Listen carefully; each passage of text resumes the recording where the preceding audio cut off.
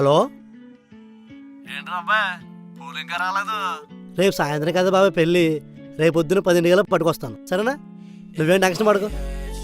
సరే సరే. సరే ఉండి బాబాయ్, నేను మళ్ళీ చేస్తాను. ఏంటి అన్నారు గారు, సెలెక్టడా?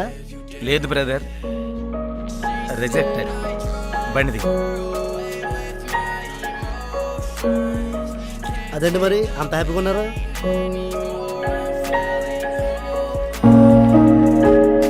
ఓటమి మొదట్లో బాధనిస్తుంది, ఆ తర్వాత భయాన్ని ఇస్తుంది, ఆ తర్వాత కోపాన్ని.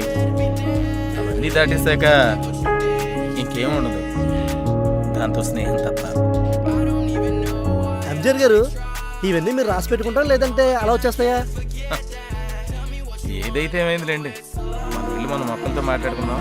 అదే